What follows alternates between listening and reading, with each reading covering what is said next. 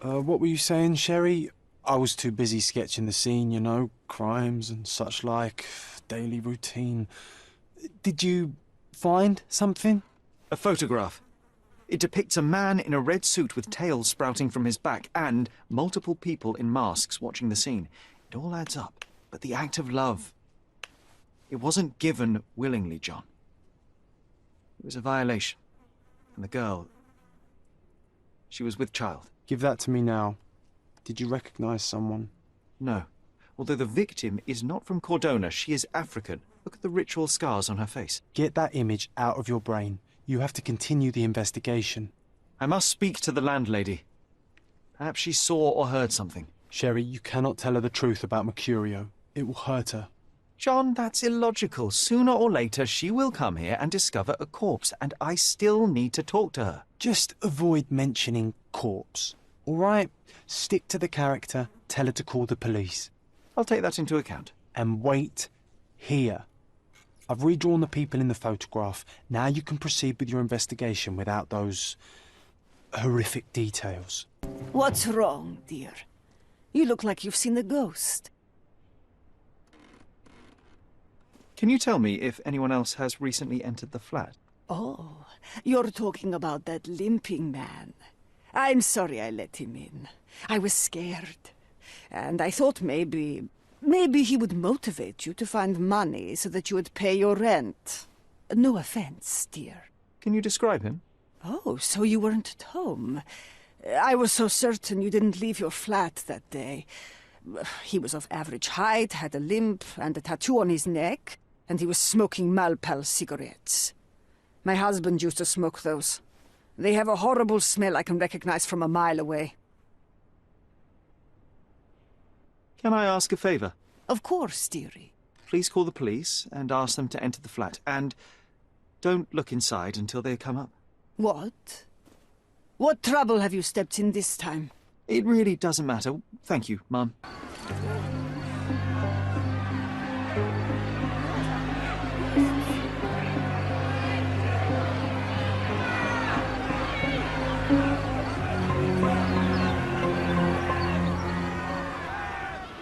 Sir, this place is off limits to the public.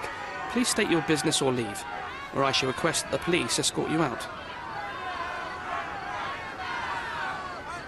My name is Sherlock Holmes. I'm from City Hall. They sent me to oversee the situation. No, you're not. I'm the supervisor of the camp, and I'm the one who's handling the current situation on behalf of City Hall. Ronald Harlow at your service. Now, sir, tell me who you really are, or you'll have to explain yourself to the police.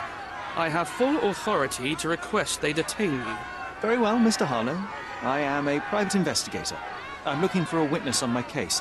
Sherlock Holmes is my real name. A private investigator? Really? Even so, you're not authorized. I can't let you in, so please, step back. What about the murder that this crowd keeps shouting about? It's mere assumption. I assure you that the situation is under the police's control. I know you want to deal with this in the right way. You are obviously a professional and a responsible person, but you clearly have never handled a situation like this before. I am handling it, Mr. Holmes. Don't question my capability here. And tell me how you do it. You can't even calm this gathered crowd, and as for the police, they're not quite managing it either, are they? You consider yourself a problem solver, but until today, you've been solving problems sitting at your desk in a dark corner of a city hall room. Here, you need a more practical approach. What are you driving at, Mr. Holmes? I can help you to handle the situation if you're truly interested in solving things quickly and quietly. And how exactly would you manage that? Simply tell the police that I'm with City Hall and I'm permitted to investigate the scene. I'll work out the rest, but in return I need your help finding my witness. She's a young refugee. She's with child or was with child recently. Look, there is indeed a dead body inside the camp. So even if the girl you are looking for is there, all the refugees are now being detained and interrogated by the police. They won't allow you to speak with her, and I can't do anything about that until the situation settles down. So it's in our mutual interest to settle it. Oh. I suppose that things are bad enough that I ought not shy away from help. All right, Mr. Holmes. I'll tell the police to allow you to come inside. Just tell me when you're ready. Mr. Harlow, how did the refugees end up here exactly? Oh, so you're not from around here yourself? I've been away for some time, but I read the papers. Yes, this whole story has been in the papers for almost a year now. They were smuggled to Cordona on a ship from Africa. Smuggled? Then why didn't you deport them?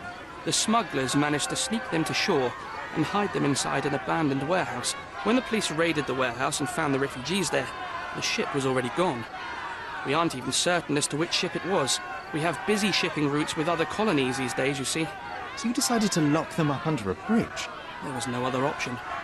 We're still trying to work out what to do with them. I only hope we'll find a humane solution and not put them on a raft and float them out to sea. Mr. Harlow, what exactly do you do here? What are your responsibilities? What I do and what I am responsible for are two different realities, Mr. Holmes. On paper, I am in charge of the camp territory, security, provision, and the refugees in general. What I actually do most of the time is knock on every City Hall door trying to obtain some funding, or at least rations for the camp. The police here on City Hall's behalf too? They are, minus those who came here after the body was found. The governor won't let the refugees disperse into the island, so there's a significant police presence guarding the camp. Naturally, they answer directly to the police. I have some influence here, but I'm not their direct authority. I'm ready to take a look at the scene. All right. Go inside the camp and find Inspector Tewkesbury. He's the officer investigating the scene. Tell him I sent you. Say you're an independent expert from City Hall. He'll fill in the details for you. I'll find my way with words. Thank you, Mr. Harlow. Who the hell are you? How did you get in here? Mr. Ronald Harlow let me in, sir. I'm Sherlock Holmes, a surveyor of refugee affairs with City Hall. You're Inspector Tewkesbury, I presume? A surveyor? What does that even mean? In short, I've been sent to conduct an extensive report on the incident for the Colonial Office and to assess all the damage inflicted on state property. Got it. Another paperworm sent to count money and get food for archive mold. Go on, look around, but don't make yourself too at home. As if I didn't have enough problems before you appeared. Could you first tell me what happened here? What happened? People from the bridge above the camp heard a woman screaming and saw a mass of refugees attacking a man. Clearly not a refugee. When the camp guards came by, the man was floating in the sewage canal with a knife in his chest. Bam. A murder. Big news for Cordona. I'm sure. Thank you, Inspector. And none of the refugees were harmed? One fellow was cut. He's lying over there near their kitchen. He's in a bad way. You mentioned a woman screaming who attracted the bypassers on the bridge. Was she harmed? No, she's all right, but perhaps the whole debacle started because of her. She started wailing and the refugees stood up for the girl. And where is this young woman now? Back there in the shacks, same as the rest of the refugees. She's been questioned by my men, but she's just some refugee girl. Can't understand much English. Did you learn anything about the dead man? The fellow looks like a thug. I've had dozens like him fished out of the sea over the past 20 years. Ever since these refugees arrived, there have been people on Cordona with bad blood in them. My best bet is that this thug had something against them too. And no clue as to his identity? He had some items on his body, but nothing to indicate who he was or where he was from. I think I should catalogue his possessions in my records. Go on. They're on the table near the body. Do you have any suspects yet? You're joking, right? I've got a whole camp full of suspects. And if you ask me, this bloke had it coming. Better bury him and forget about the whole thing. And now there's a crowd gathered at the camp, and my superiors say we must thoroughly interrogate the refugees. At least those who can understand any English. Do you believe that your superiors wish to get rid of the refugees? I think that both our superiors would rather keep the story quiet. Since that's an unaffordable luxury now, they're looking how to protect their public image. That's why I have to waste my time waiting for my people to turn every stone and befriend every refugee. I've already told you all I've learned. The guards at the sewers were speaking about taking refugees out of the camp. Do you know anything about this, Inspector? Less than you do, obviously. And this doesn't bother you as an officer of the law? I can neither punish them nor put them on the right track, if that's what you're asking. Maybe your friends at City Hall could do something about it, but I seriously doubt that. To be honest, I'm sick and tired of being frowned on for my uniform. If those fine gentlemen you've eavesdropped on are in some shady business, that's on their heads. So, we have a thug who came to take a refugee woman with him. She resisted, but he dragged her by force. One of the refugees stood in his way, armed with a stick, yet he could do nothing against a cutthroat with a blade. The man didn't anticipate that the other refugees would intervene and stand against him. In the confusion, the woman managed to break free. The thug took fright and fled. He was stopped by the falling crates. He stumbled and fell, piercing his chest with his own blade. However, the wound didn't cause instant death. He managed to stand, but still bleeding, he lost his balance on the bridge and fell. Before all of this, the man had freely entered the camp through the main entrance. The police admitted him after they had a short smoke together. Your problem, not mine. Inspector, I believe I can aid your investigation. I know who the dead man is and what really happened here. You do? Well, good for you. But I'm afraid I'm not the one you need to share your findings with. Speak to Mr. Harlow here. He's the one responsible for settling things in the camp. You don't even care to listen? Oh, I do care. Maybe even more than I need to. But I'm only here today to lock the place up, question witnesses, and file the facts. It's sad, but coming up with conclusions is not among my tasks here. You fellows at City Hall do that. Anyway, speak to the supervisor. I'll just stand by and listen to what you have to say. Mr. Harlow, your refugees didn't murder anyone. What? Pray tell me what you've learned. All right, listen carefully. This might solve one problem for you, but will create a few more. Oh, well, that's a great start. The man came to the camp intending to kidnap one of your refugees, a woman. What he didn't expect was that the refugees would stand up to protect the woman. A brawl had broken out. In the chaos of it, the man stumbled over those crates and fell on his own blade. How do you know he fell on his own blade? The wound in his chest was inflicted from an unusual angle.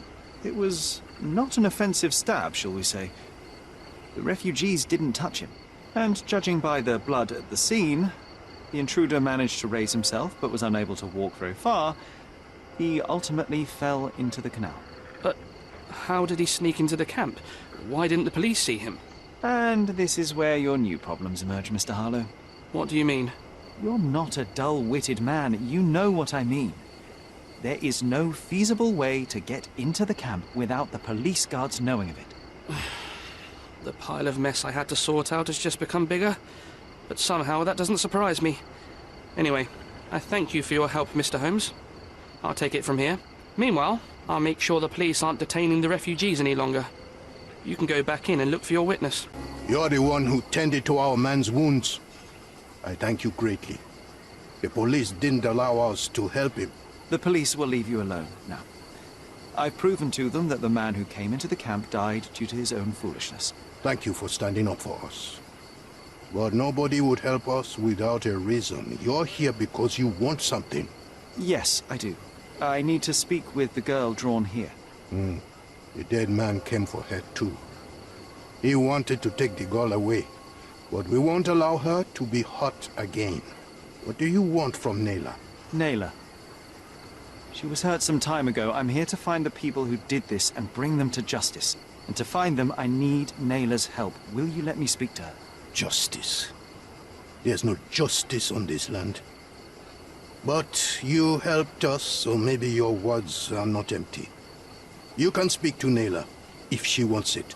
But I will be watching you. Hello, Nayla?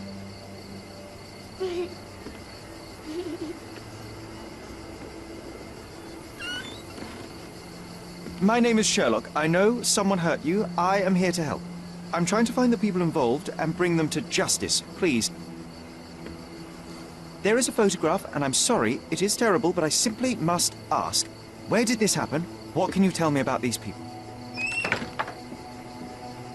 Christ, Sherlock. Nayla, I'm sorry. I'm not very good at this. You come here for me, but you are rude and cruel and condescending. A cross. The man had this cross. Now go away. Leave us be. I do not need another white man's help. The intruder has a most peculiar tattoo on his neck, 2 lines and a point. Do you know anything about it? You really want to know, kid? Why? You want to play a policeman or something? I'm sure you have it in your records, so it won't hurt if I have it in mine. In my records, it's just a tattoo, as it should be in yours. Ah, to hell with you. Suit yourself as to what you're going to do with it. Off the record, though, such tattoos are often connected to a man named Mr. Niccolo Bernadotti. Bernadotti, you say? A respectable businessman in Scalario. His company imports goods and wines, and smuggles everything that can be smuggled between the colonies and the mainland. His people can be identified by an obscure tattoo, just like the one over there our friend has. But these are all merely rumors, you see. If Mr. Bernadotti was a criminal, he'd be in prison now. Or hanged, right? Hey, yo. This is private property. You lost something. Good day, sir. I've been sent by City Hall to see Mr. Bernadotti about... Mr. Bernadotti isn't seeing anyone. You'll have 3 seconds to walk away or you'll never walk again. Capito? It's in Mr. Bernadotti's best interest to... 1. Listen, the man Bernadotti sent to... So... I did try to resolve this peacefully. Don't come any closer. One step and I'll shred you to pieces. Go ahead. Make my day. Righto. Yes. Yep. Well, excuse me, sir. I think I hear... I've got to...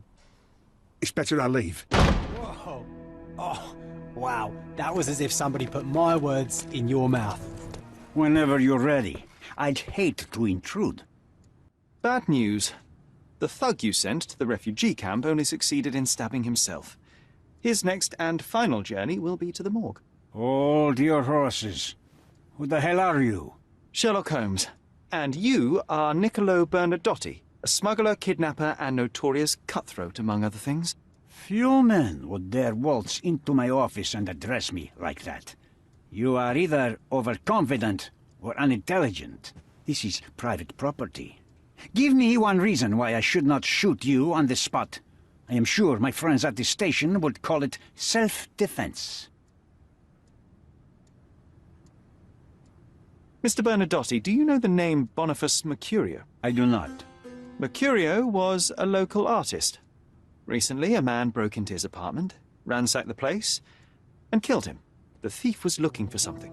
You are testing my patience, boy. In a moment, the connection will reveal itself. As I said, your man was found dead in the refugee camp. He was there to kidnap a woman, but the other refugees intervened to try and save her. The ensuing scuffle resulted in the man's accidental suicide. He sported the same tattoo as your men in this building. In fact, it also bears a resemblance to the one on your neck. Care to explain what business your man had with this woman? You have no idea what you are talking about. I can assure you this was no kidnapping. The refugees in the camp are on edge. What happened there is a tragic accident, one I am not responsible for. For what reason was your man there if not to abduct her? Why would I answer? You are yet to justify your presence in the slightest. I was hired, privately, to investigate the recent theft of a painting from an art gallery. My investigation led me to a man from your organization, and thus, to you, Mr. Bernadotti. That is quite a stretch. Why would I need to steal a painting when I could buy any one I wanted? Interestingly enough, I spotted the stolen painting in your storeroom. I buy and sell a lot of things, Mr. Holmes. Unfortunately, if this is true, it is not the first time I have been sold stolen merchandise. I presume you were hired by the owner of the gallery. Tell them to contact me, and we'll sort out the situation. So, this painting is why you broke into my office. So many words, so little action. When you barged into my office, Mr. Holmes, I got the impression you wanted to talk business. Now I see you had come just to talk. Tell me exactly what you want, or get out. It was necessary groundwork for what comes next. I have enough evidence to conclude that the gallery thief, the artist's killer, and the dead man in the camp are all the same person.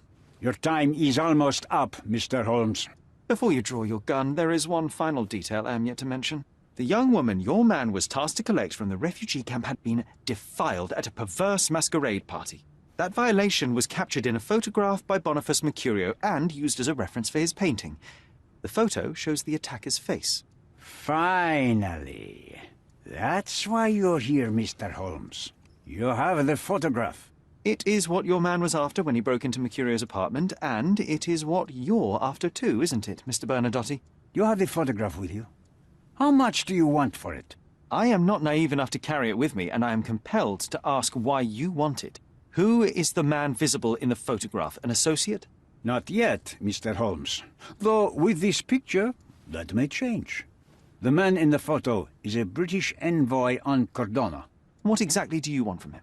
My business dealings are often arduous in their bureaucracy. A man in his position, willing to look the other way, could ease my work significantly. In return, I will make sure no one looks his way either. A favor for a favor. Also known as blackmail, the modus operandi of any true professional. It was not originally my idea. Mercurio set things in motion, extorting the envoy for the most trivial of ends. Money. In response, the envoy hired my man to retrieve the painting and the photograph, eliminating Mercurio's leverage. I only learned the whole story after the artist was killed in his home. And rather than extricate yourself, instead you took over Mercurio's venture. It fell into my lap. As a businessman, I simply seized the opportunity. Now, how much do you want for the image? I could not help but appreciate the collection of smuggled artifacts in your storeroom. You have rather diversified your business. Oh, high and mighty of you, Mr. Holmes. Not all smuggling is immoral. I pay generous rates to developing cultures and spread their culture to eager buyers. And furthermore, I supply many immigrants with a taste of home. A very convenient way of thinking. I have traveled wildly, Mr. Holmes. I've seen people in far-flung lands for whom my services are a lifeline. Without them, they would starve. The tax on cargo is often so absurd that it would be more profitable to simply sink your ship than dock it in the harbor. And trust me, I am speaking from experience. Why did you send your man to remove the woman from the camp? Without a photograph, her testimony was the next best thing. Securing her was in everyone's interest. Victims and witnesses all too often disappear. I thought the girl was safer with us. I did not anticipate what would happen at the camp. I saw refugees from the camp at your warehouse. They work for you. I have made certain arrangements with City Hall and the police. Thanks to me, refugees can work and be paid. It's a pathway to freedom. And how much do you save by capitalizing on their cheap labor? I have heard no complaints. They seem happy just to get out of that slum. Why should I give you the photograph? Just name your price. What if my price were not money? You claim to have connections, Mr. Bernadotte. Perhaps you could improve conditions for the refugees. Give them a chance for a better life. Ha! I do have connections, Mr. Holmes, but help the whole camp? You are asking too much. I could, however, make arrangements for one person. The woman who was violated will have her own home outside the camp, solely for her and her child. She will no longer be a refugee, but a princess. That I can guarantee. Is that really possible? It will be neither fast nor easy, but I can do it. She deserves it, don't you agree? And as for her abuser, he will serve me, as much as he deserves. So in your plan, everybody will be given their due. Especially you, Mr. Bernadotte. Seems like a fair deal, no? I doubt anyone could offer you better. Simply give me the photograph, and the world becomes a better place. I give you my word. If you're here on matters of signing up for military service, come back tomorrow. Our department needs to straighten out some business. Why are you staring at me like I'm a Madame Tussauds figure? Didn't you hear what I just said? On my way here, I was wondering whether you might regret what you did. I tried my best to retain at least a shred of faith in humanity. I had hoped that you would hear her scream, see her face in your dreams, or at least once ask yourself how Naylor might feel. Who? Neither of my hopes were fulfilled. Why are you here?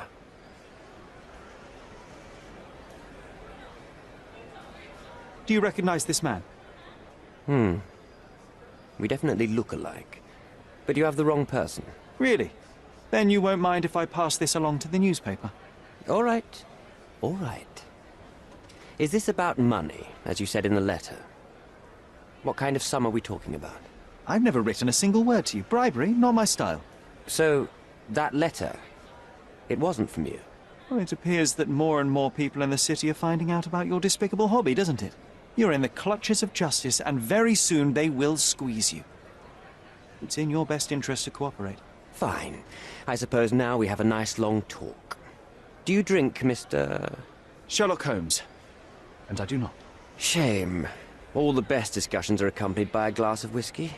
But out of respect for you, I won't drink either. Respect? That's an unusual word in your mouth, Mr. Where are my manners? My name is Thomas Norton, a British envoy in Cordona on a military mission. So, where do we start? You mentioned blackmail. Tell me about it. All right. A couple of days ago, I received an anonymous letter. It said that in the art gallery at Caravansary there exists a painting that incriminates me. The blackmailer made it clear that if there is a painting, then a photograph exists too. And I should be wary of what it might do to my reputation. What does the blackmailer want from you? Money, of course. What else do such people want? Needless to say, I don't remember anyone taking photographs at the party. Up until the last moment, I hoped he was bluffing. But he wasn't, as you've just proven to me. Show me the letter. I burnt it as soon as I read it. I've left enough evidence. There's no need for any more. So, let's return to the beginning. What happened at the party? I vaguely remember that night. As usual at such parties, you meet people, you talk with them, they invite you to spend some time alone with them. What can I say? I got myself mixed up with the wrong company, and somebody must have mixed some psychoactive substance in my drink. After that, it's all blurry. I completely lost my sanity. I made a terrible mistake which I regret deeply. You don't say. Do refugee girls often appear on the menu at those types of parties? It's rather rare. So you didn't attend the party to engage in an exotic experience involving a vulnerable woman unable to accuse you of assault? I would never have planned such a terrible thing. What happened was just bad circumstance. The painting that depicted you in the image of the devil was stolen by a mercenary. Did you have anything to do with it? I might be a rotten person, sir, but hiring criminals for illicit purposes is not in my daily schedule. And buying the painting in an attempt to hide the crime, is that on your daily schedule?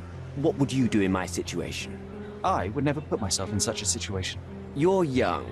I could never have imagined myself in my current position. Yet, here I am in front of you. We all make mistakes, Mr. Holmes. And I'm no exception. Boniface Mercurio, does the name mean anything to you? He's an artist, right? The one responsible for the painting that compromises you. I found him dead in his room. Oh, that is bad. Wait, you don't think that I have anything to do with this? You had motive to kill him. Maybe I did, but listen. I know how this looks, but murder? That's on another level. I had thoughts that this Mercutio... Mercurio? Well, him, yes. I thought he could have been the blackmailer. But I was too afraid to make any hasty decisions. There were plenty of ways to fail by making a move, so I chose to wait. To see what he would do next. You have to believe me. I don't believe people, I believe evidence. Then look at the evidence. Mr. Holmes, I've built my entire career on hard work and uncompromising dedication to the Crown. I made a mistake, but I'm not a villain from some cheap adventure fiction. By putting me behind bars, you will benefit precisely no one. Rotting in prison is the least you deserve, but I have a better idea. You will make amends and help the ones you hurt. Use your connections to help patriate the refugees, find them decent homes, give them jobs. There must be a meaning to your position and my decision. Yes, all right, I can do that. So, will you give me the photograph now? That's not all. Naylor deserves the very utmost of what you can do. Help the girl? I can't risk the press paying extra attention to her. I will do anything except that. I need to think this all through. Don't do anything foolish in the meantime. Almost. The refugees, what will happen to them? Well, I wouldn't be standing here in this fancy office if I didn't know how to pull the right strings. In fact, it's the only thing I know. The local governor will receive a decree signed by the House of Lords containing a request to patriate the refugees in the name of the Crown. From where did you gain such influence? I never asked you how you found the photograph. So don't ask the magician how he performs his tricks. But how can I believe you? Ugh, I presume you do believe in my selfishness. The initiator of the refugee salvation will be none other than the British envoy, savior and protector of those in need. It's a win situation for me, too. Now, what about the photograph? You deserve to be punished, but the greater good is what matters here. I won't bargain it for justice for Naylor. I'm glad that this situation is over. It will be over when you settle the matter of the refugees. You have my word, Mr. Holmes. Mr. Holmes, you've returned.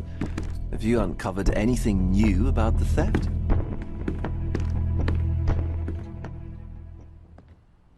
I've brought news, but not all of it will please you. Fill me in, Mr. Holmes. I won't shoot the messenger. I tracked down Boniface Mercurio. I presume he wasn't delighted about the situation? He was not having a good day on account of his murder. Killed in his own flat by the same person that stole his painting. Oh, sweet Mercurio. Perishing in the pursuit of his art. How apt. I will miss his exceptional sense of humor. I located the thief, but found him rather cold. He was tight-lipped about the painting, too. Huh, he's dead. How very droll, Mr. Holmes. One presumes you were not responsible.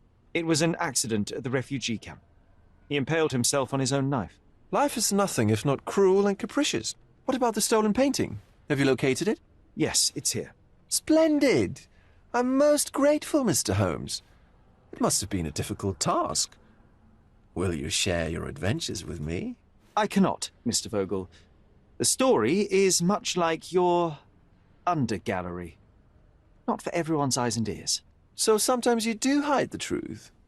What has happened to your crusade? I'm not on a crusade. I simply do not owe you the story. It was not an attack, Mr. Holmes. If you've chosen to keep secrets, I'll respect it. Besides, the truth is often more boring than the mystery. No? It is what it is, Mr. Vogel. Well, now that we've resolved all of our outstanding matters, I have a gift for you. I took the liberty of having it delivered to Stonewood Manor. I am told it belonged to your mother. And what exactly have you sent me? Frankly, I'm not sure how to answer that. I trust you'll know. Previously, you mentioned there may have been more to my mother's passing than consumption. It appears you were right. Oh, dear. I'd hoped to be wrong. She was unstable, mentally unwell. She required sustained, specialized treatment, but her madness persisted. I knew that Violet had disappeared from the public eye, but had no idea of her suffering. I cannot imagine what you're feeling. I'm fine. Thank you, Mr. Vogel. I am curious to see what you have procured.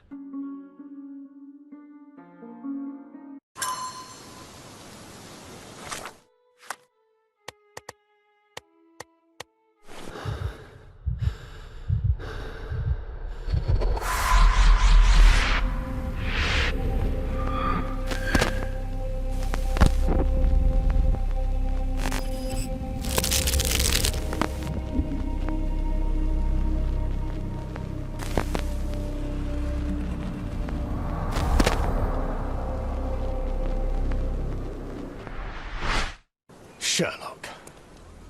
So, you continue to pursue the imaginary.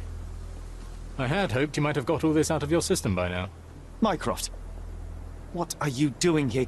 Get out of my house. It's my house, actually. I've come to bring you back. I have no interest in returning, let alone with you. I know you lied about Mother all these years, claiming she was merely ill, but she was unstable.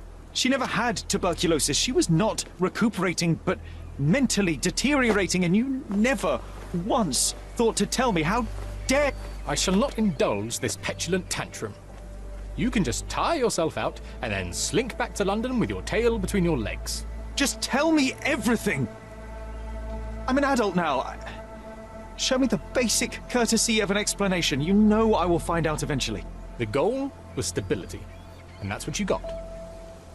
The right thing for everyone was to try and move on from her passing. The consequences of one's actions determines what is right or wrong. Yes, exactly. The ends justify the means. After leaving Cordona, Sherlock, you had a normal childhood. In London, I was able to support you, guide you, shape you into a fine and productive young man.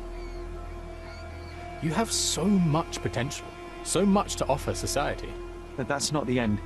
Now I found the truth, and it has shattered everything I knew about her, about you, and about myself. I feel unstable because of you. Your actions were not justified. Lying never is. Oh, grow up, Sherlock. It was a white lie which has as much use in the realm of the interpersonal as the international.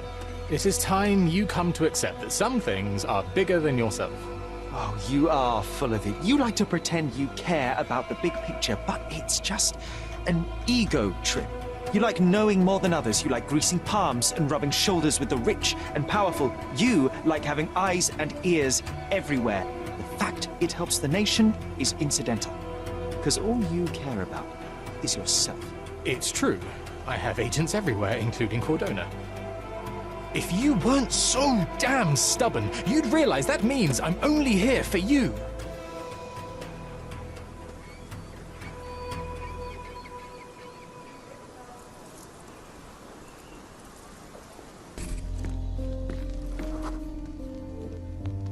I remember returning home with a pair of perfect sticks. We wanted to turn them into training swords. Oh, that's right. We stood there, frozen, staring at something huge in the main hall.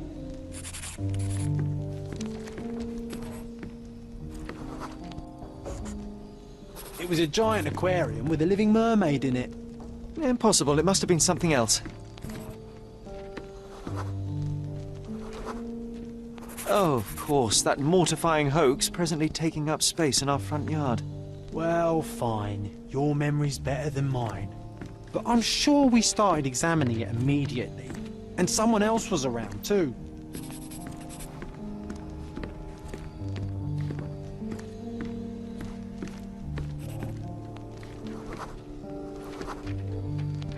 It was my mother. She asked what I thought of the artifact.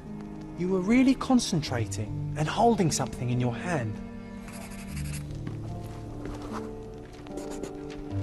I inspected it with a magnifying glass and was able to confirm it was made of two different skeletons. The mermaid was a fake. And so it was time to smash the thing. Your mother took a hammer and...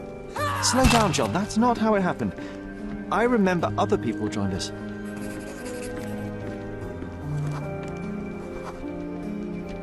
The workers took the artifact and placed it into the cabinet of curiosities.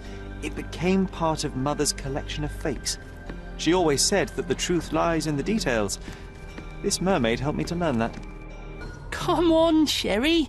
Let's go outside. Wait. Did you hear that? Come here, Sherry. You call this progress? Charlatan, amateur. I'm not letting you anywhere near my mother again. Enjoy the evening, sir. There is still plenty of time before the grand finale. All right.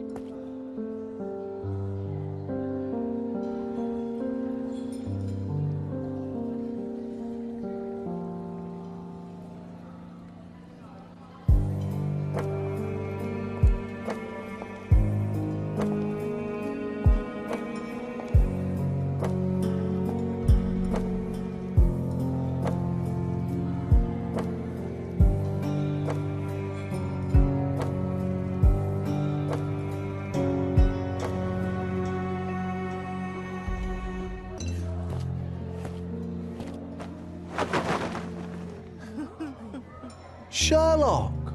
Friend! I wasn't sure you'd come.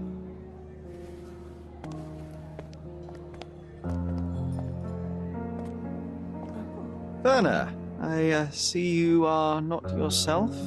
The more time you spend here in Cordona, the more I feel it my duty to bring you into our world and show you all we have to offer. And what is on offer today?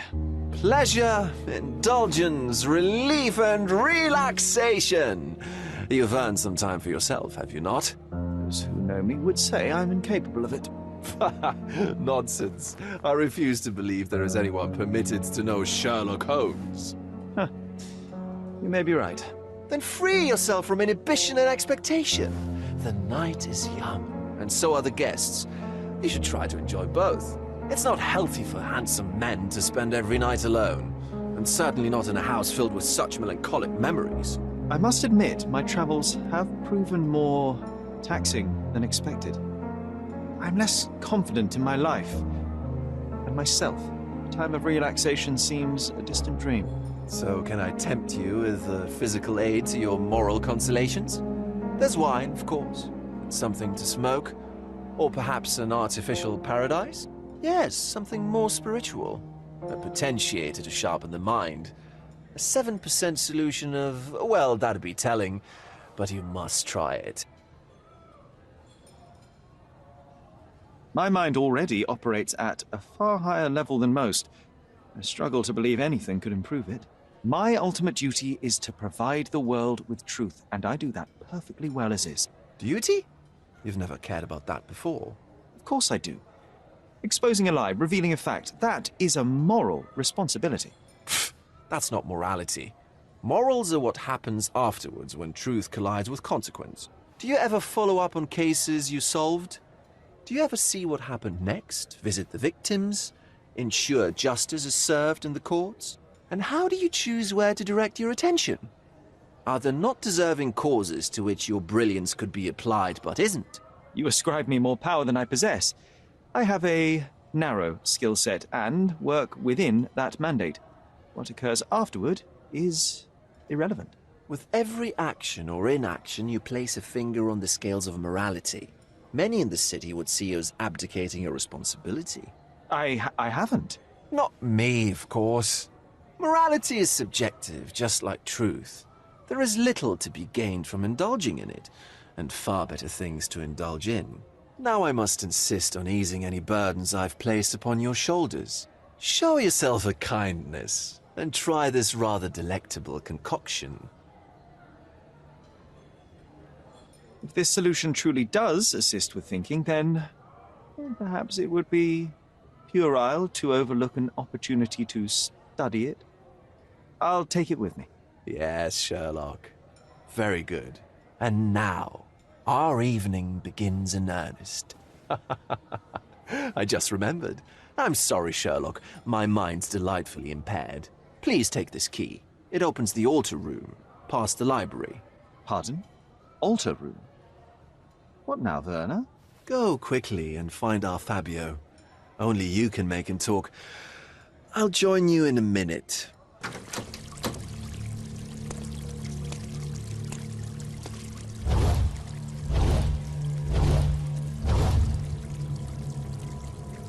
My God.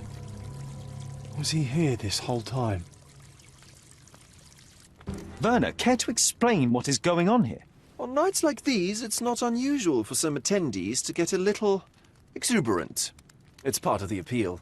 Unfortunately, it appears things have gotten out of hand. Yes, some are more prone to bend the rules of morality. That's murder. I doubt there's anything left to bend. Why did you not tell me immediately? We were chatting about trivial matters for some time. If I'm completely honest, Sherlock, I've consumed a rather potent cocktail of substances.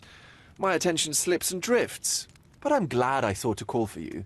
You sent me a disguise. Oh dear, did I?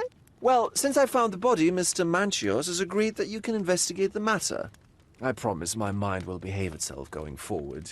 All right, and pull yourself together, Werner. What is it about these nights that you are so eager to share with me?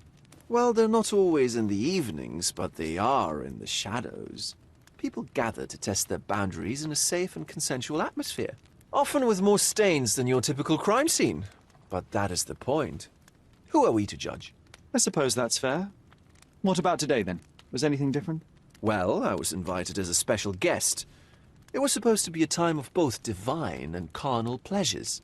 A scratch for every unconventional itch. I imagine you're reeling from your shattered expectations. On the contrary, there is still spectacle, stimulation, and release, merely in a different form. I like to let life entertain me. Or death. How did you discover the body? In between guzzles of alcohol? I was set to perform in a fecundity rite with Fabio, and came to inquire further. It was a staged ritual where he was to play the principle of life. And the rehearsal was unsuccessful? Huh. Who knows? I found him alone on the altar, his blood dripping to the floor. And then?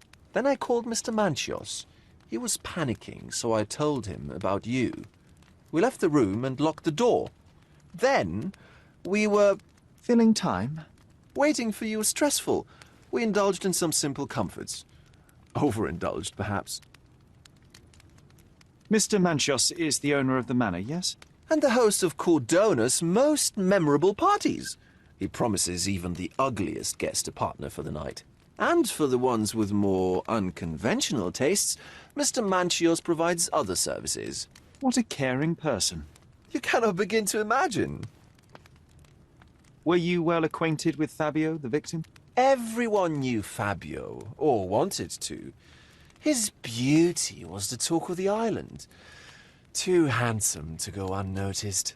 He was magnetic. Fat wallets fought for the privilege of having him. He offered the pleasures of performance, and more. When you discovered the body, was the door open? No, it was locked. Oh, that reminds me. It's a minor detail, but the first time I came to speak to Fabio, I left without entering, having been unable to open the door. You didn't have the key? No, I had it. Don't look at me like that. I was mostly sober. I suspect there was a key in the other side of the door, blocking the lock. That detail may very well be major, Werner. Well done. So you returned later, only to find the lock was not blocked? Correct. After an hour had passed, I tried again and was able to unlock the door. That's when I discovered poor, handsome Fabio. The police remain unaware of this tragic event? Some of them may be hiding behind their masks. They conceal many things. But we didn't want the authorities to create more problems. Besides, after a few cocktails, their incompetence will have soared to new heights. How do you know I even want the case? I promised you relaxation. If there's one thing I know about you, Sherlock, it's that nothing soothes you more than a good mystery. What about the fertility ritual? There was something about Fabio being a principle of life. Fabio was supposed to portray the beauty of life's origin. Flowers, oil... Not this travesty that seems straight out of the Inquisition. So this ritual is not the fertility rite. What was it meant to look like? It begins with a woman lying naked in a flower bed on the altar. She represents Gaia, the earth. As I cover her in oils, we chant for the principle. As our calls reach a climax, Fabio enters and copulates with her. After he finishes, I stab her with a dagger. That part's just pretend, of course. But the intercourse is not?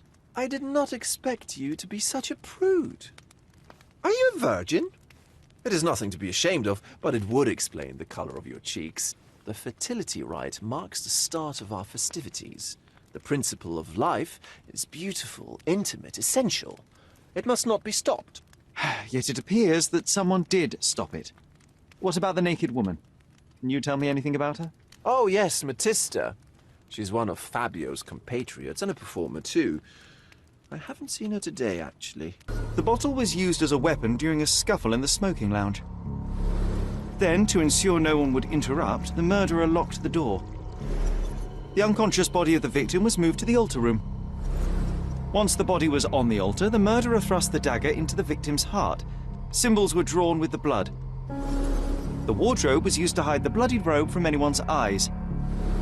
The killer washed himself and took a clean robe from the hanger before leaving. I'm starting to put the pieces together. Fabio was stabbed. I see nothing gets past you, Werner. Yes, he was stabbed, but only after being knocked out in the next room and placed here. I do not yet know why. So, who's responsible? Well, it was one person working alone, and the murderer has now donned a robe. He or she could be hiding in plain sight. We have lost time, Werner, but your discretion may prove to be a benediction after all. The murderer had to have access to this room. After the crime, he used his own key to lock the door. So, who had the key to the altar room? I'm not sure. As a special guest, I was provided one by Mr. Manchios. He should be able to tell you of any others. Where can I find him? Most likely in the main hall, entertaining his guests. He has a mask with golden stars. You can't miss him. But please be discreet. We don't want to risk disturbing the revelry. Kurt Manchios, I presume? I'm Sherlock Holmes. Oh, you must be the one Werner told me about. What a sweet voice you have. It must belong to a handsome young man. Can I call you Sherlock? As you wish, Mr. Manchios. Mr. Vogel asked me to help you. The body in the altar room requires answers, and quickly. I suspect the murderer to still be here. What? Lower your voice. I don't want anyone to hear us. Did you know Fabio well? People are starting to look at us, Sherlock. Change the subject. I can't believe what happened to him. To me. Such an atrocity. Think what it means for me. A wonderful evening for so many good, influential, and rich people has been ruined. I have betrayed all my promises of exotic delights. I don't understand. Surely a murder would affect your reputation to a greater extent. Please, isn't this why you are here? I thought you were a silent magician. Do your tricks and make it go away. I need to find all those who had the key to the altar room. As far as I know, Mr. Vogel, Fabio, and you had access to it. Is that correct? That is correct, yes. Also, Matista and Santos. Santos? Who is that? Santos Pinchetti, my major domo. In his opinion, at least. I'd like to speak to Mr. Pinchetti and Matista. Do you have somewhere I might have a private conversation with them? Of course, of course. Let me think. Matista is entertaining the guests somewhere, and Santos... Oh, yes. He will be busy with the servants. Or the cook. What's that noise? What's going on?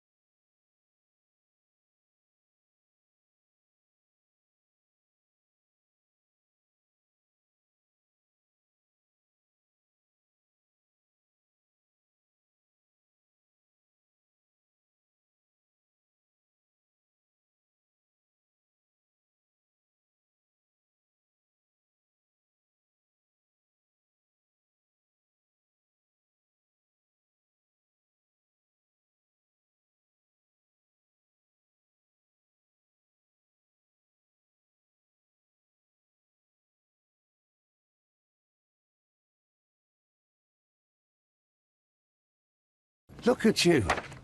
Committed a crime, and now I have to free you, kiss your hand, and apologize for the inconvenience.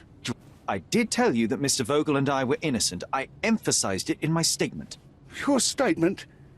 Thanks to some bigwigs who work for the so-called good of the country by releasing fleas like you.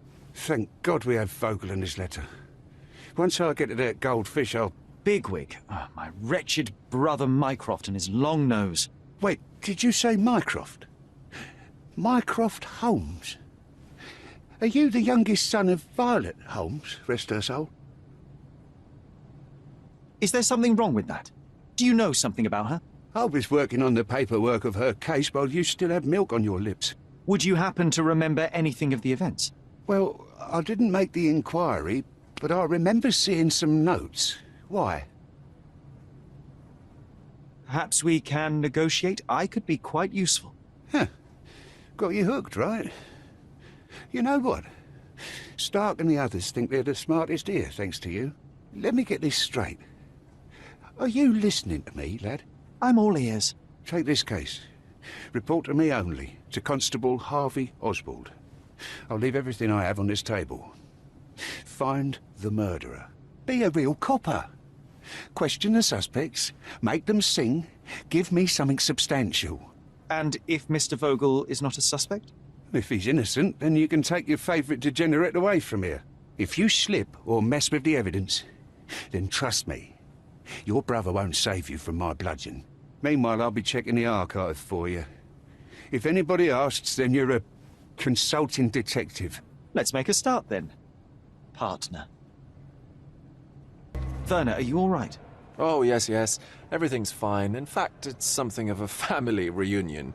My brother spent quite some time in this place himself. You should not be here. I told the police everything I knew, but they refused to let you go. They require proof to free you. Ha! What did you expect? The mighty Sherlock Holmes swans in, tells the officers what to think, and the world obeys? Of course not. Anyway, I struck a deal with the constable, and I've got a free hand in the investigation. I find proof to solve the case for him. He obtains files about my mother's death for me. Well done. If one has the power or will and can act, then one must. I wonder, suppose you couldn't get the proof to your truth. Would you tell a lie to the guard that enabled my freedom, knowing my innocence? Would that not be just? I suppose that in the pursuit of justice, if truth was ineffectual, then one must resort to other means to achieve the outcome. I would do it. Oh, Sherlock, that is sweet of you. Alas, if the police are after hard evidence, then I suppose neither truth nor lie would do. That is absurd. I can resolve this without compromises. Do not give up hope. Good day, Mr. Manchios. I am Constable Oswald's partner in this investigation. Be quick and gentle. Some of your colleagues are untrained boors.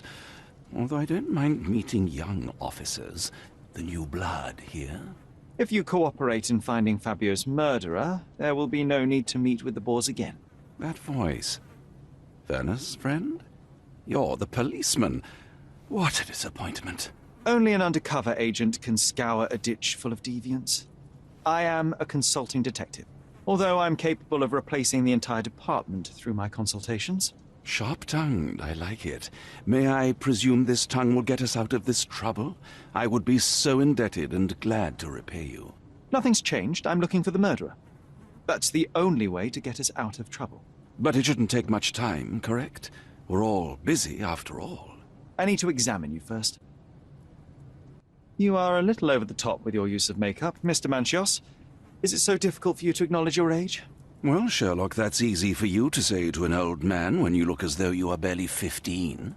But still, it shouldn't be an issue for someone of your status. For people of my age, it isn't an issue, no. But the younger ones can be so afraid of wrinkles and grey flecks. I have to adapt. Such a methodical man who cares for his body but misses the soap under his fingernails. Are you so impatient, or perhaps even impulsive? I wouldn't call myself that. Silly little details. If I missed it, it wasn't important. Or rather, it was less important than who or what I was focused on. Mr. Vogel told me a little about your parties, but I would like to know more directly from you. I'm all yours, Sherlock. You have me arrested and locked here, with you alone. I'd like to know who you usually invite to your parties. Free minds who are able to leave reality for an evening, who can taste forbidden fruit without prejudice. There is nothing that quite spices up life like these parties, assuming one is old enough and has worked many years for the good of one's country. Oh, all true labourers, I see. Why did you invite Mr. Vogel as your special guest? He's a pretty fellow. He's capable of surprising the public. He has a talent for saying words that no one else would wish to either say or hear. I suppose I can't argue with that. He is a free addition to the eccentricity of the party, which is fine by me, as long as it enhances my party. What was Fabio like? His personality, his habits? Anything you can tell me? He was the brightest star of my parties. Young, magnetic, and full of energy. I don't even want to mention his beauty. Otherwise, I'll be sobbing. An expensive champion, I imagine. His performances were flawless. He deserved his payment. Do you think he was murdered because of money? Possibly. What about the other guests? Were they used to opening their wallets as well? I wouldn't restrict my guests from anything. I'm sure Fabio received a few coins from others for his services. You bought an expensive pair of cufflinks for Fabio. Were they his price? Or were they a tip for an exclusive show? It was pure business. Fabio escorted me a few times. I was merely showing my gratitude. This pair cost a small fortune. You must be extremely grateful, then. Tell me more. You've thrust a knife in an exposed nerve, Sherlock. Yes, he was my protege, and my beacon also. With my experience and his beauty, we could have achieved anything. I had faith in him. I would have made him. Do you have any idea who tipped off the police to raid your mansion, Mr. Manchios? Of course. It was you. I could even say you Sherlocked me in here. A good guess, but the wrong one. The fellow who did that was Mr. Pinchetti, your major domo. What? Santos? But how could he even know? If he's not the murderer himself. The ungrateful swine. He has dared to besmirch my reputation. Not a very eloquent choice of words. What should I call him then, since he's a snitch? Make him talk, Sherlock. I'm quite certain he knows more about the murder than he has told the police. I'd like to check the evidence from this case. And who are you? Oswald sent me. I'm a consulting detective. His partner, then? Let me see. Ah, a ritual murder. What a bunch of degenerates. Wait a second, I'll bring it to the table. I've read this letter from Fabio. It had no addressee, but it was found in Mr. Vogel's pocket. Werner? Strange. I didn't think the two of them corresponded. I'm sure there is some explanation. Would you care to read it? Call me superstitious, but I don't care to read a letter from a dead man. Do you recognize this book? Could Matista have borrowed it from your library? She didn't ask me. How ungrateful. The things described in the book were inspiration for the rituals you performed? Do you really believe that blood, symbols, and incantations can resurrect the dead? They are just eerie tales with a mix of occultism and voodoo. My rituals are a stage to show some of the forbidden pleasures. Have you considered Mr. Santos Pinchetti as a suspect? The snitch? Have you seen him? I mean, my breath could knock him down. What's so special about him? As a major domo, he has keys that open all the rooms, including the one to the crime scene. Could have testified only to circumvent suspicion, don't you think? We need to question him. Right. I'll send our men to fetch him. Stay here. They brought him in, Mr. Holmes. Here's the key to interrogation room number 7. Mr. Pinchetti didn't even resist, our men said. Thank you. Mr. Pinchetti, a pleasure to meet you. I'm Sherlock Holmes. I'm helping Constable Oswald. I've already told him everything I know. I'm only a witness, sir. Everything's in my report. And I've read it. You forgot to mention that you hold the keys to the room where Fabio was found. I need only to find if the crime was intentional. But I need to return to my duties. I doubt the house will fall without you, Mr. Pinchetti. Just be still for a few seconds. Is your greedy nature responsible for the lack of taste and attention to your appearance? The cheap makeup, shabby and dyed clothes? How do you explain those, Majordomo? The means to practice my profession are limited. I'm sorry you noticed it, sir. The parties overshadowed your state. You are lucky Kurt Manchios's attention was concentrated elsewhere. In a decent household, you would be asked to leave for far less. Yes, his attention was undoubtedly concentrated on something other than my appearance. But one detail stands out on your dirty rags and shoes. The drops of blood. Oh, that. I don't know anything about it. Did you know Fabio?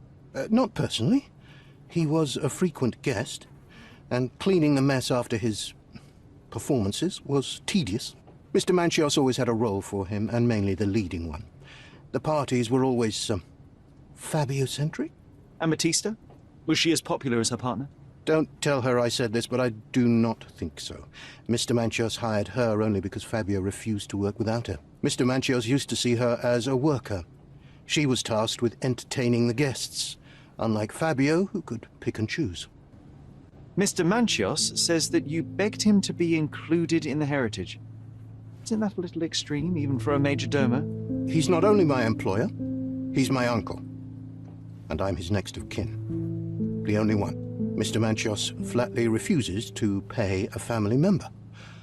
All I have to do is repay his so-called love, cleaning up the filth after perverts and decadents. He's imprisoned me.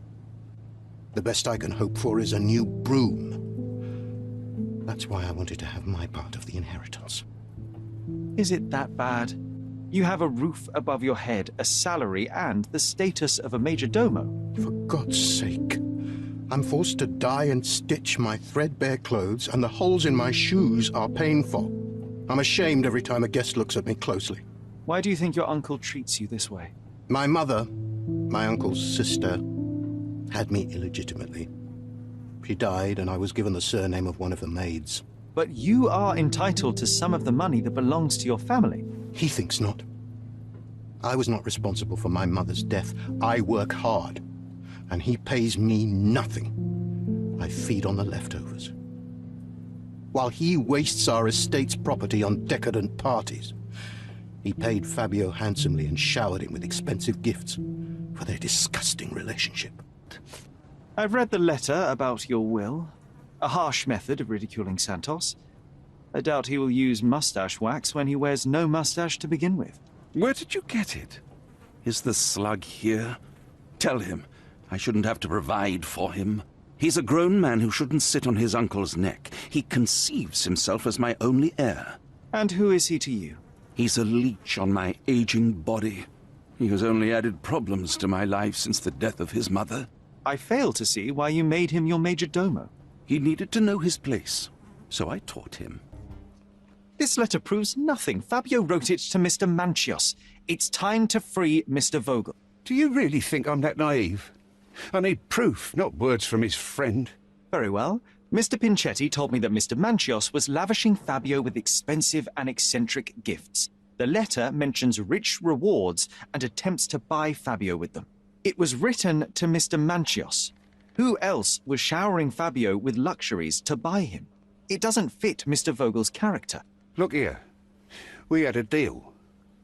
Give me the murderer and then take your friend with you. I won't budge otherwise. Well, fine, but you're just wasting time. There is undeniable evidence that you were the original recipient of this letter. What are you talking about? Is it addressed to me? Your protégé wanted a fresh start, it seems. This is sufficient to charge you. Me? Hurt my star? Are you insane that you would accuse me of such a thing? He did not consider himself as yours. Since you deny everything, let's move on. Do you have any idea as to how the letter could have ended up in Mr. Vogel's pocket? You were the detective. Perhaps he took it from Fabio. Werner was a little high. I'm Sherlock Holmes. I'm helping Constable Oswald. You are Matista, Fabio's friend. This body, yes, it's Matista. But it's a mere shell that will die someday. Just like Fabio. Fabio knew the risks.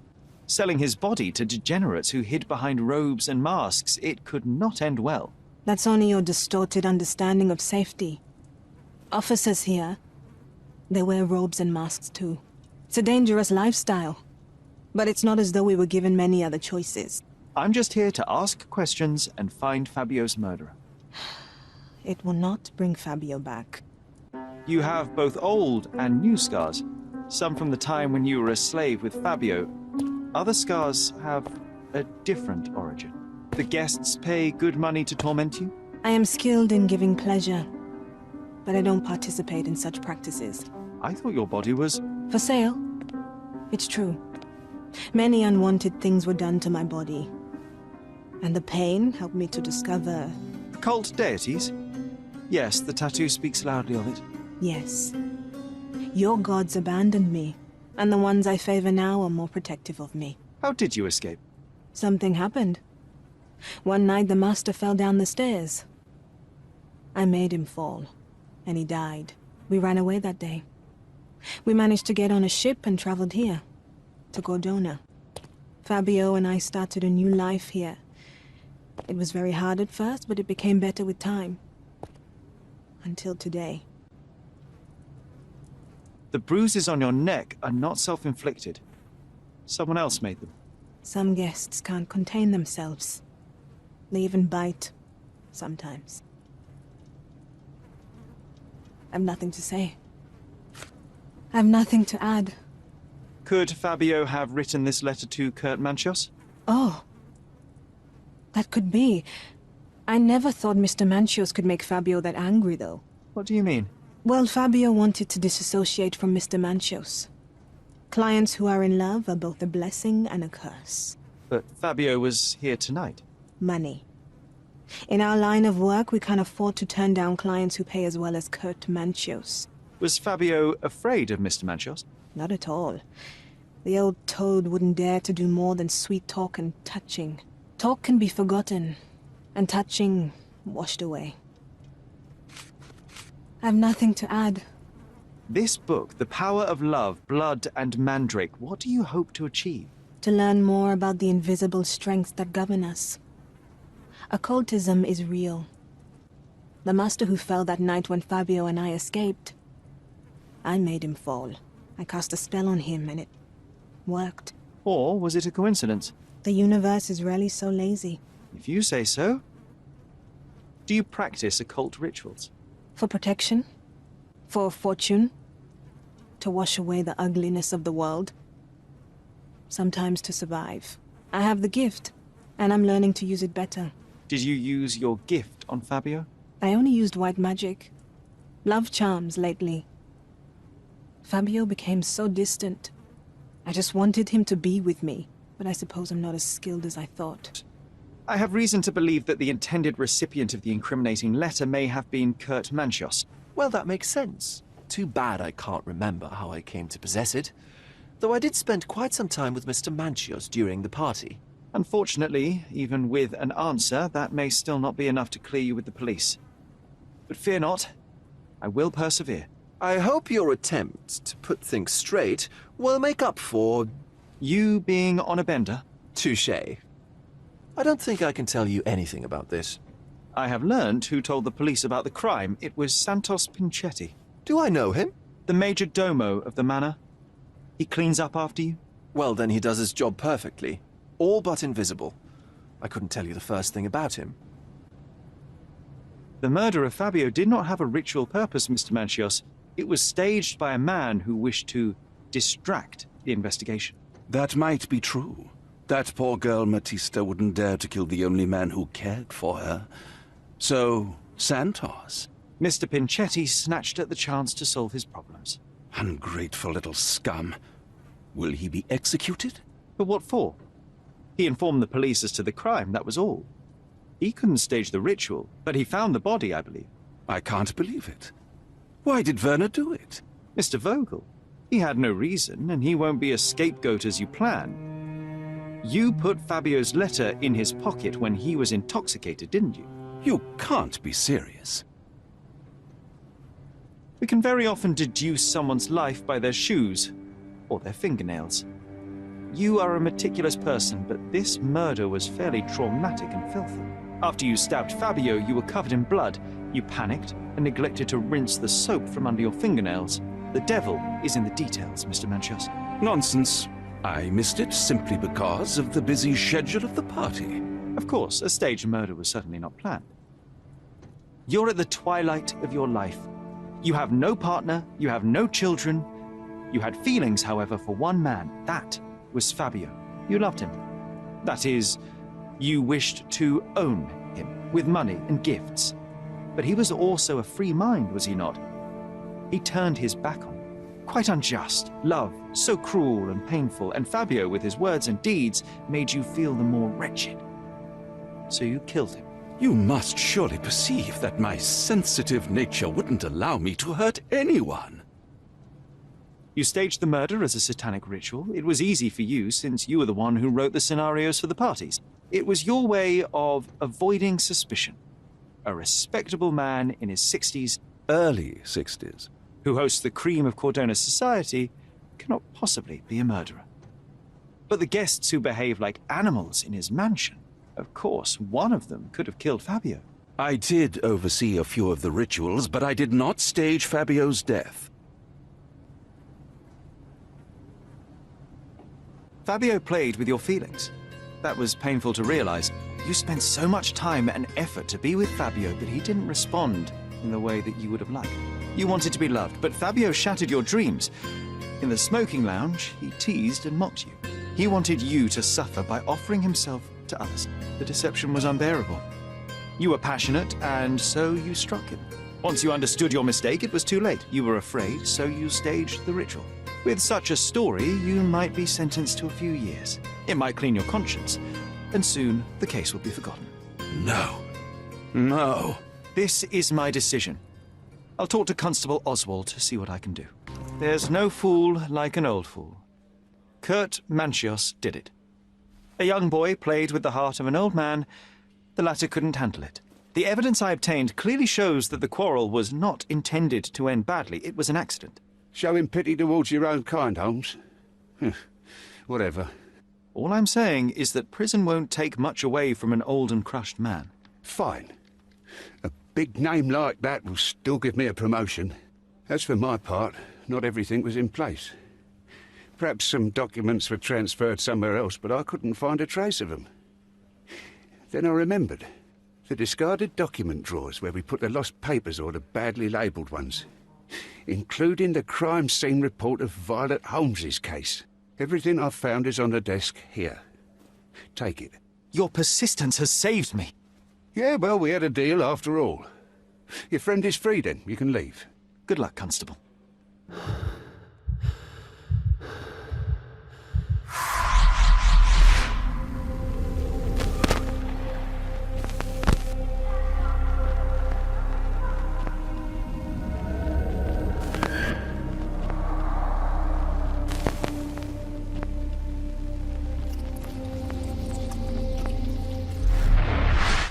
Oh, you did it, Sherlock! The case is closed and all rewards belong to the winner. Bravo! It is merely the triumph of the truth. Is it? No compromises? No lies? You're happy with your decisions? It was the best decision I could obtain. The truth must be told in the way it is most acceptable. You're making progress, Sherlock. I was right to believe in you. By the way, did you get that precious information about your mother? Oh, not that you must. Yes, I did. Forgive my intrusion in such a personal matter. I simply worry I'm failing to be of much help to you. Actually, you were. For some reason, all the archives on the case had disappeared. This was a rare opportunity to obtain the impossible. Outrageous. Perhaps someone found the truth unpleasant. Society usually rejects those who speak with too much honesty, doesn't it? A comfortable lie is often preferred to an uncomfortable truth. Still, I believe that the latter should prevail, and I cannot remain silent. That's quixotism at its best.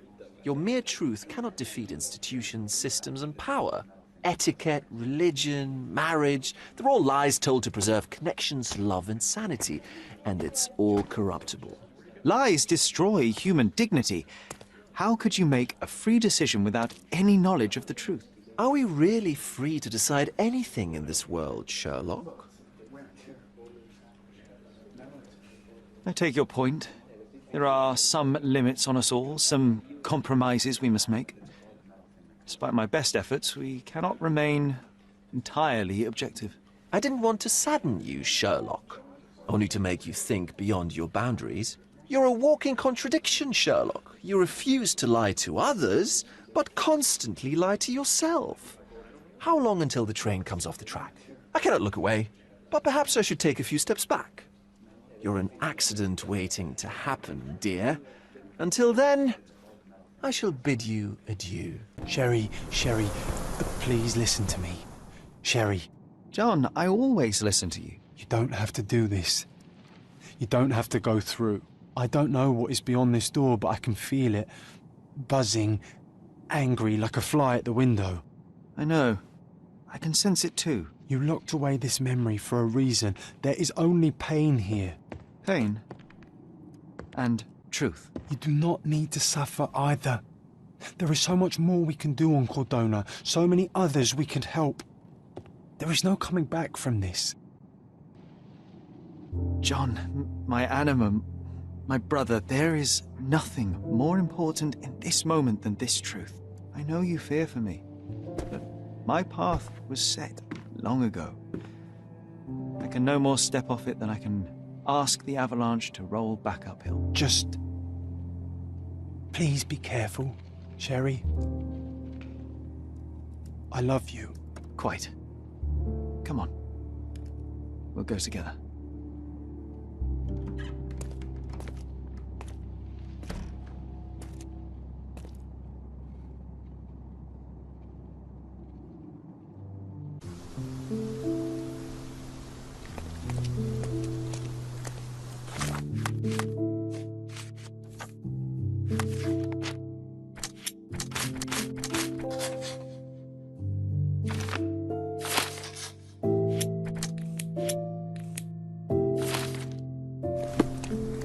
Why didn't I remember we had such a big garden? Maybe you forgot it for your own good.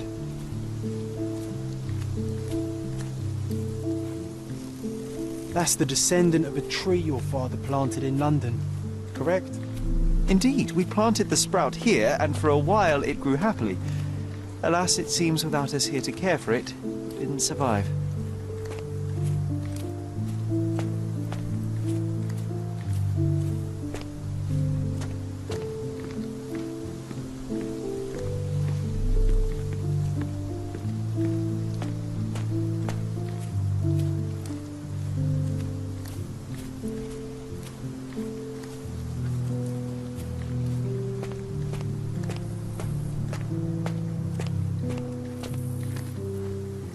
Is that the raft we made together, John? Looks more like a pile of rotten planks now.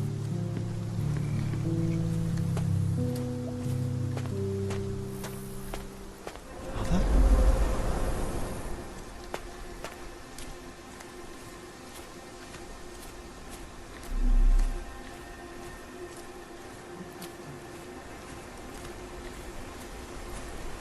Ah, yes. The statue of Merope. My mother was trying to restore it. What a pity she never had the opportunity to finish.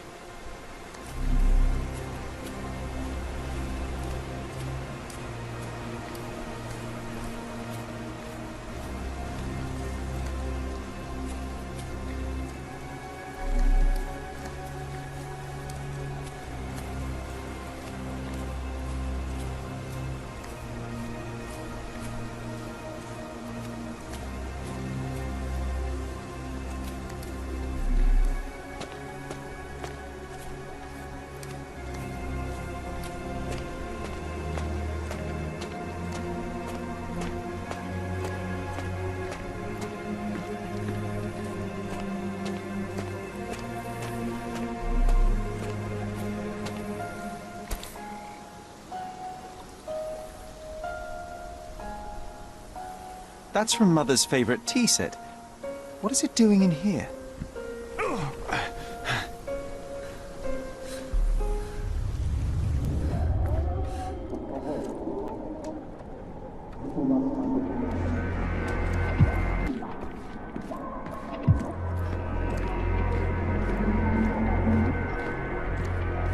Come here, Sherry. Hurry!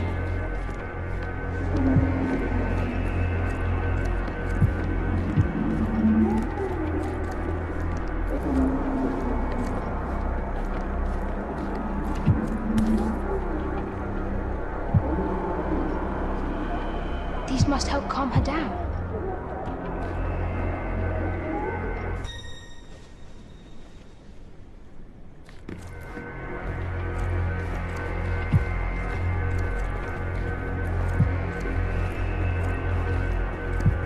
Here it is. We'll just borrow it for a while. Did you hear? Someone's coming. Let's take a peek. You call this progress? Charlotte, amateur. I'm not letting you anywhere near my mother again. Any result is progress, even if it is a worsening of her condition. It informs my... No. I have made my decision. She must be sent to a legitimate medical facility. I will not let her hurt Sherlock. What? Master Holmes, you do not understand. That will be all. I expect you to have left the house by week's end.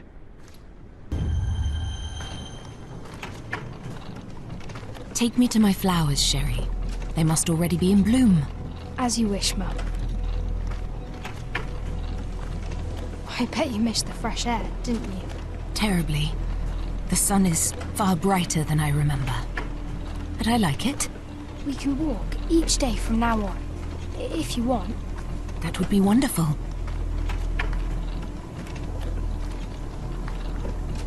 Just look at them. The stars of the earth. Even the sky must be jealous of their beauty. Indeed.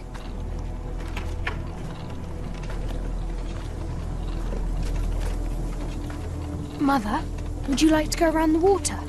That would be perfect. I always wanted such a nice pond in London. It looks so peaceful. Mycroft knew you would like it.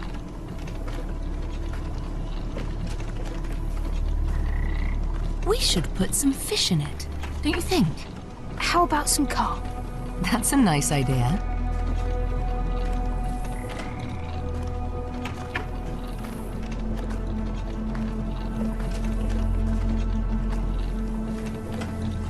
Let's visit your father's tree.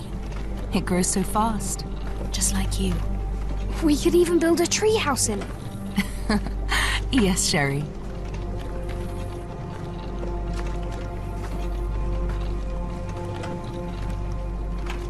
Speaking of your father, could you call him out, please?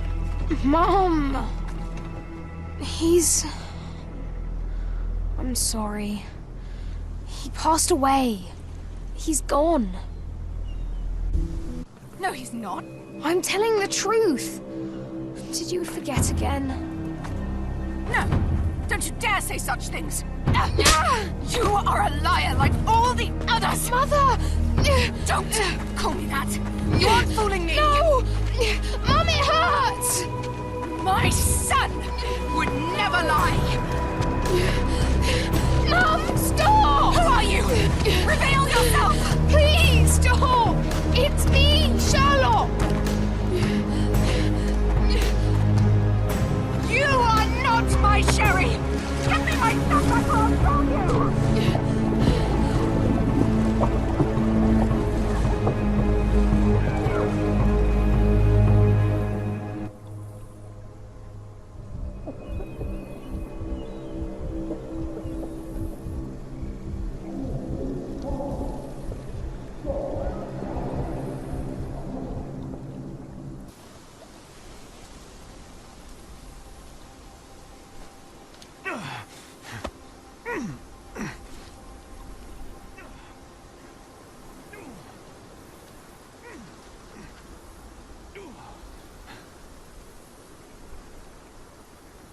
Sherlock. Sherlock. Can you hear me? Come on, wake up.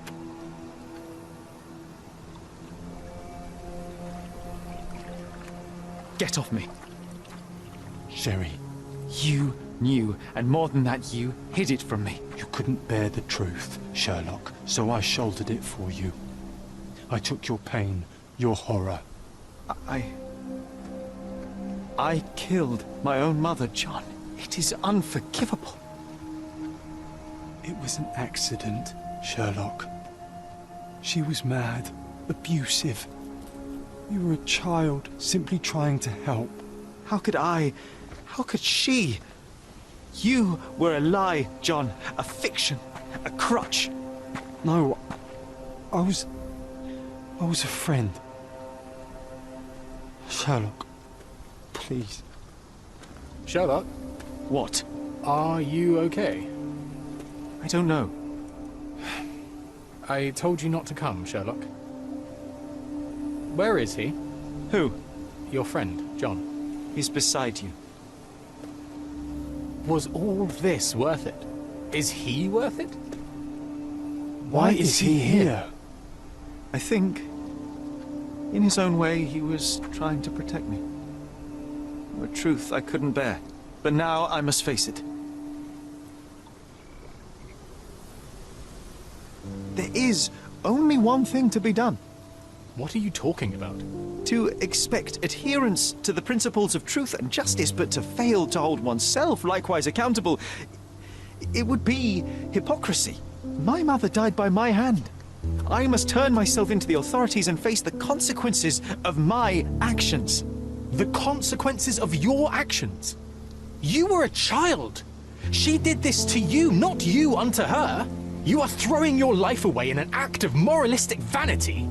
Think of all you could accomplish for our nation. This is where we differ, Mycroft. To you, the ends justify the means. To me, the means have decided the end. The truth is the truth. Fine, Sherlock. Walk yourself into the police station and pray those men you oft embarrassed hold no grudges. If you're lucky, they'll simply exile you. If not, I'll see you in 20 years.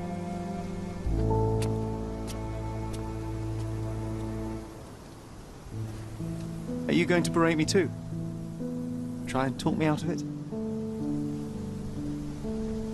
As I told my brother, if I cannot demonstrate the character I chastise others for lacking... Sherry, I think this is something you will have to do yourself. Myself? How do you mean? All I ever did, all I ever wanted, was to protect you from what happened. And now you tell me I was wrong to try, that it was ego or hypocrisy to show a young boy kindness. But it was just empathy, creativity, and love for one's self. So please, please, Sherlock, don't do it. Why can none of you see it? The truth is the truth. A murder is a murder. Tell me, John, why? Because you're breaking my heart. I know. You've decided. I know. I just wish you hadn't. I'm sorry, John. All these years we spent together, all the time I took for granted. You'll always be a part of me. No, Sherry. That's the point. I don't think I will.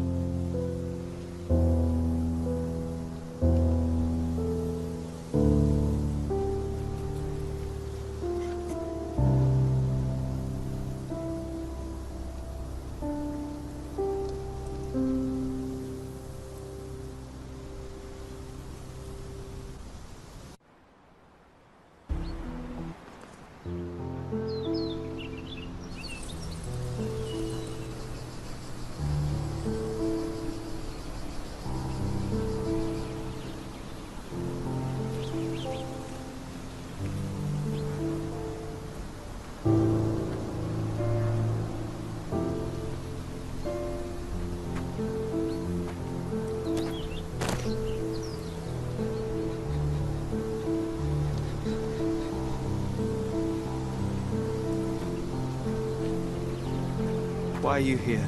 Closure, I suppose. And to help a friend. You and I are not friends.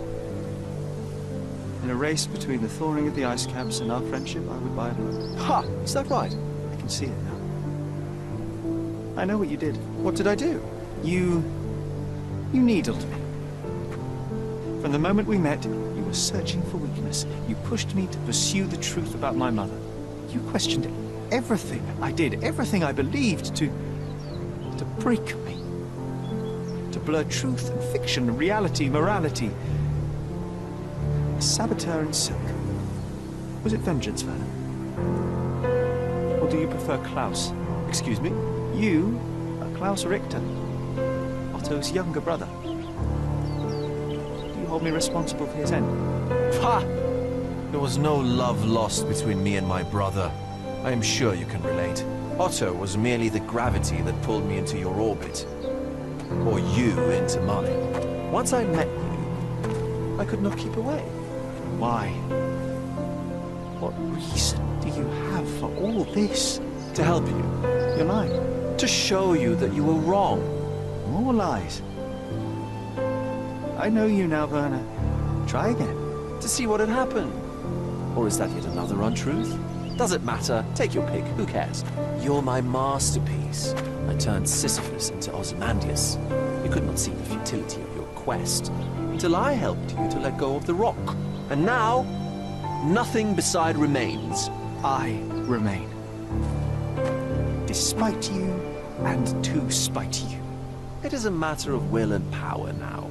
Will you overcome this, or shall you decay? Oh, on that note, I brought you something. I want nothing more from you. When one wants for nothing, Sherlock, the best thing to get them is something personal. So, here you are. Now, please excuse me, but the gallery calls. I'm already conceiving my next project.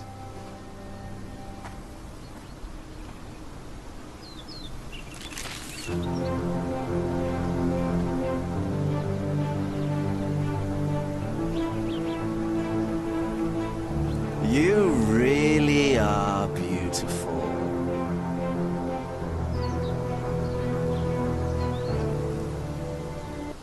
I was prepared to take responsibility for my actions, but again my brother conspired against me.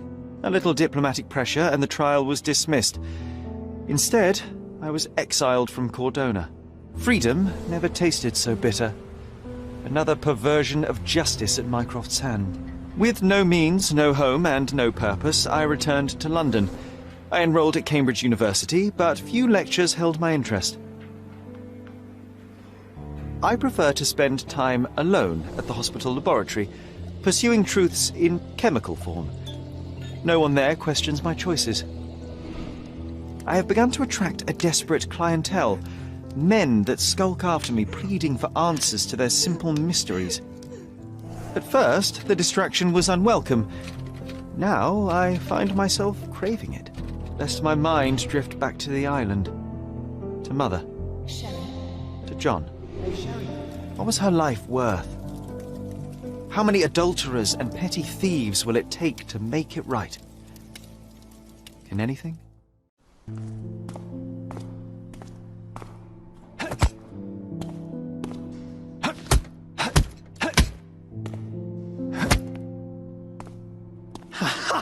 I found it! I found it! I found it! And what is that?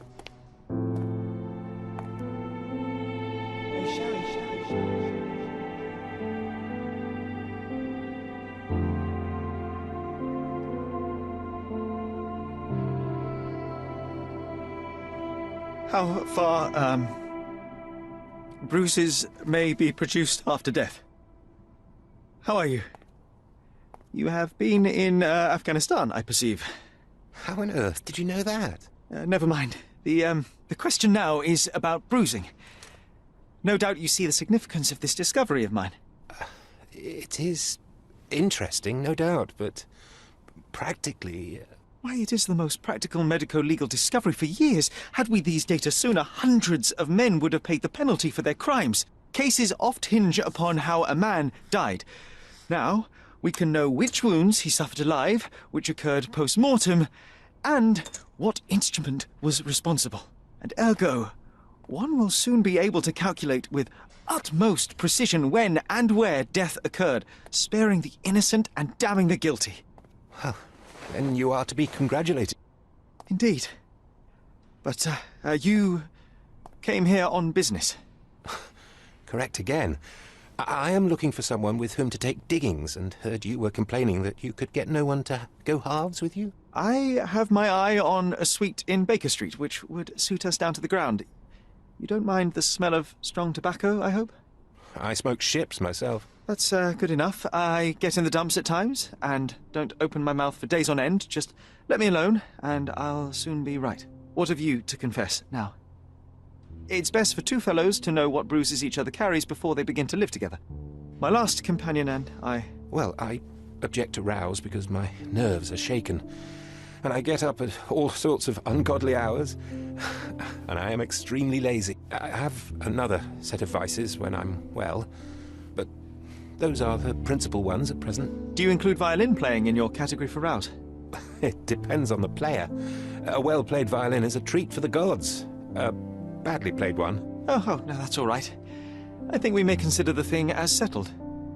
Oh, forgive my manners. My attention wavers. Sherlock Holmes. Dr. John Watson. John.